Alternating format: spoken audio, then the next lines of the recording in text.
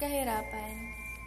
Kahirapan ang nangunguna at isa sa mga mabigat na problema ng ating bansa. Dahil sa sobrang bigat ng problema na ito, malakas ang epekto at impluwensya nito sa mga Pilipino, lalo na sa mga musmus pa lamang. Dahil sa kahirapan, nagkaroon ng mga tinatawag natin na street children.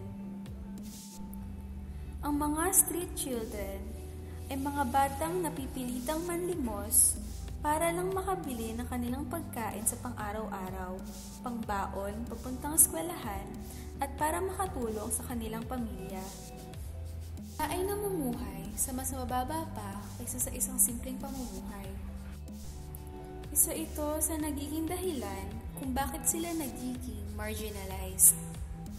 Kaming nakausap na bata na nabibilang sa mga marginalized na tao. Ang pangalan niya ay Cyrene, isang batang hali, 10 taong gulang, may 5 kapatid. Ang ama nila ay naghahanap lamang ng pagkain na kanilang makakain, habang si Cyrene naman ay nanlilimos para makatulong sa kanyang pamilya. Ang ina naman nila ay iniwan na sila.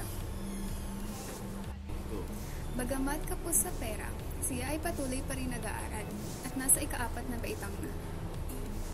Pumapasok siya ng 5:30 ng umaga hanggang 12 ng tanghali at pagkatapos ng klase, dumediretso siya agad sa TAF para manlimos upang makabili ng panghapunan nila at baon sa susunod na araw. Ito na ang buhay na nakasanayan ni Cyrene. Bukod kay Cyrene, meron din kaming nakausap na isa pang bata. Ang pangalan niya ay JJ. Pareho silang nakatira ni Cyrene sa Singalong at pumupunta sa TAF na nakasabit sa jeep. Ang kanyang ama ay isang karpintero habang ang kanyang ina naman ay isang housewife lamang. Hindi ginusto ng magulang ni JJ na siya ay malimos sa TAF, ngunit ginusto niya ito para makaraos. Kaya siya din ay nag-aaral at nanlilimos araw-araw. Tapos ng bawat araw, kusa sila namimigay ng kanilang ipon sa kanilang mga magulang. Kagaya ni Cyrene, ito na ang klase na buhay na nakasanayan ni JJ. It's not the sole responsibility of the government, but it is of the entire society. Yung nana magmula sa pamilya, hanggang sa komunidad, hanggang sa gobyerno. Pero hindi lang ng gobyerno, kasi part pa rin ng lipunan ng street children. What I think of street children don't deserve to have that kind of lifestyle. Their parents are to be blamed for me, for what they are going through, because it's because of them that they're like that. And maybe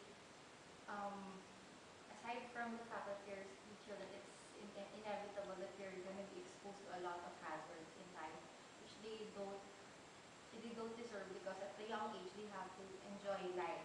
And I think they're children, basically they're the future of our country and of course the world. So it should be an obligation from the government, as well as older people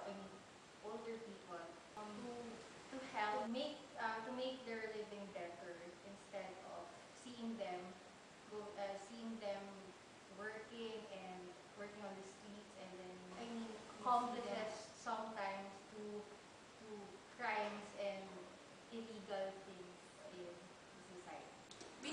Basically kasi ang batang lansangan sobrang kawawa. Kasi in the first place, hindi naman nila kasalanan na maging ganun sila. The fact na may magulang sila, bakit sila naging batang lansangan? So, dapat, responsibilidad sila ng magulang nila. Hindi mo rin naman masisisi ang government, kasi hindi naman nila kaya lahat na panagutan lahat ng batang lansangan, yung mga ganyang issue. Hindi na nila kaya yung sobrang dami ng problema ng Pilipinas. Isipin mo na lang, sa local pa lang, sobrang dami na ng street children. What more kapag national? So, syempre, hindi na nila kaya yan. Dapat talaga, kailangan talaga, magulang talaga yan eh. Kasi dapat hindi sila mag-aanak kapag hindi nila kaya. Kasi kawawa yung bata. Dapat talagang magawan ng solusyon ang kahirapan at maalis sa pagiging marginalized ang mga bata dahil nga sila ang pag-asa ng bayan sa darating na panahon. Imbis na lagi natin silang kinaaawaan, dapat simulan ng gawa ng solusyon at tulungan na lang silang bumangon mula sa klase ng buhay na kanilang nakasanayan. Ang mga bata na tulad ni Cyrene at JJ ay may mga pangarap din sa buhay, tulad ng mga batang may normal at maginhawang buhay. Tulungan natin silang makamit ito para sa ikagaganda at ikauunlad ng ating bansa.